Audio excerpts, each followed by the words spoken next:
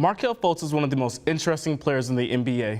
Losing his shooting ability last season, Fultz is now a starter for the Sixers, as Brett Brown is trying to integrate him with the team. I'm joined by Brad Klier to discuss the effects Fultz has on the Sixers now and how he'll fit moving forward. So Brad, let's first talk about what you have seen from Fultz this year. So we heard a lot this summer about his work with Drew Hanlon. He took 150,000 shots. His form had to have been fixed from what it was last year. And we saw glimpses of it in preseason. Now we're seeing it full bloom in the season. The ability to shoot isn't necessarily what I question. What I question, this man is not even willing to shoot the ball. This is a guy who, when they play where Simmons is on the ball at point guard, as he is for 35 minutes a game, he'll stand in the corner aimlessly. He can hit a 15-foot jump shot. He can play good defense. He can pass well. He can rebound well for a guard.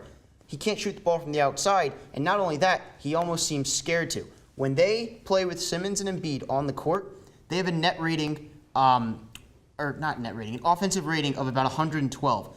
With him on the court with those two guys, it's about 88. They're a worse team when he plays, and I think it's easy to see. You can't play Ben Simmons, who, as we all know, will not shoot a three, and Markelle Fultz at the same time, because he will not shoot a three either. So what's the lineup that you think that the 76ers should go to really capitalize on the stars and the talent that they have, but also their weaknesses? Well, I think it's pretty obvious. Last year, they had the five-man group of Simmons, Redick, Covington, Sarge, and Embiid, the best net rating lineup in the whole league last year. That's the lineup that's going to win you 55 games. That's the lineup you're going to be playing in the playoffs. I get wanting to mix Fultz in to sort of get a basis of can he play with Simmons, get them some reps together, but it makes them a worse team. You're playing the Orlando Magic and relying on J.J. Redick scoring 31. You should be killing the Orlando Magic. Boston exploited the crap out of Fultz on the court. Right now, the best use for Fultz is at like a backup point guard role, but even still, again, you'd rather play T.J. McConnell than Fultz because at least McConnell provides that like energy spark, whereas Fultz, you're really not getting anything that can be productive offensively. So you have someone who's in their second year of their career, and it's just not really working out with the team based on what you're saying. Mm-hmm. So if you're the general manager of the 76ers, what do you do with Fultz? Well, you're obviously keeping him. I mean, this was a guy who you traded the 3rd overall pick and the Kings pick next year, unless it's number 1 overall, very likely will be a top 5 draft pick. You are stuck with him. Now, since you are stuck with him, you have to ensure you can get the most out of him. In a logical sense, what is the chance he reaches what he was supposed to be when he was picked 1st overall? Very unlikely. Probably a 25% chance he becomes that player. Even still, you can still salvage him. What you're looking at is probably a guy who's a fringe starter, can be a very solid backup point guard.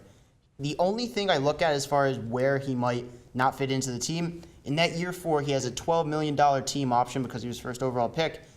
If he's still this type of player in 2 years from now, I don't know if you're paying that guy $12 million. But they're going to take every chance they can to ensure that they can find a fit with him and Simmons especially, because whether they like it or not, and even though he's not going to be the 3rd star, Markelle Fultz is forced to be a significant factor on this team for the long term. And you were talking about trying to salvage his career. Yeah. How can this team do that? What does Fultz need? What can Fultz do to salvage his career? He's got to be confident, because at this point, maybe the three-point shooting never comes back, but he has to be confident enough where if he's on the ball, when he was at Washington, one of the most, I guess, positive traits about him was he was an aggressive scorer who looked for a shot at all times. Now it seems as if he'll dribble around and look for someone else to shoot, and then when he makes a jump shot, the Philadelphia crowd acts like he's Rudy. You know, I want him to succeed. Everyone wants him to succeed. But he just has to become confident, and he himself has to believe that he can succeed. And taking the team as a whole, like, where do you think that this team can go with Fultz on the roster, with Fultz in the starting lineup? With Fultz in the starting lineup, well, as I mentioned already, with Fultz in the starting lineup, and I think you would agree with this, you're making yourself worse because you're playing competitive games against teams you should be blowing out. He's best off as a second-unit point guard right now. As far as how far they can go, again, they have that 5-man group. They won 54 games, or 52 games last year.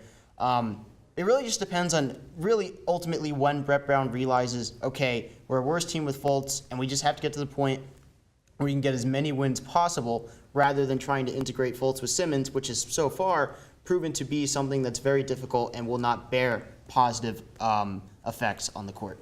So, I'm talking about Fultz, as you've mentioned, he has struggled offensively, shooting 33% this year. Yeah. As a team overall, the 76ers have not shot well this year. No. How do you think that the team can change that shooting? How the team? Well, I think a lot of the times you're playing Simmons and Fultz at the same time. I think, if I put this question to you, you would probably say the same thing. When you're playing two guys who won't even be willing to shoot the ball, that clogs the lane when Embiid gets the ball and plays in the post, and that makes guys sag off of Fultz, sag off of Simmons. So let's say you have Covington and Sarge on the court, who can be streaky shooters at times. They're not going to get good looks. They're going to have to be sort of fighting to get an open shot, and that's not the type of players they are. They're catch-and-shoot guys who have to be put in positive situations with open threes. So I think it's a situational and circumstantial effect rather than them not being as good of three-point shooters as they were last year. And then my final question, in college, Fultz was a knockdown scorer, someone who can shoot from anywhere. He's like a little Dwayne Wade. And now, as we mentioned, his scoring is not where it is. No. Do you think it's too early to consider him a bust? Well, I think if you're looking at it in the context of will he ever be what he was supposed to be, then he's a bust.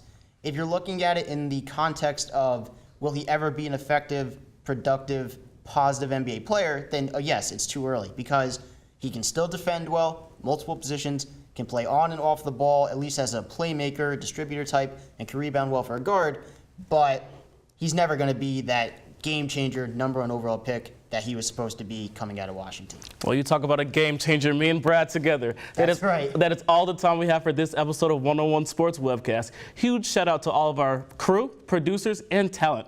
Make sure to follow us on social media and watch us on YouTube, all at 101 Sports. That's all the time we have for us here. So until next time, whose side are you on?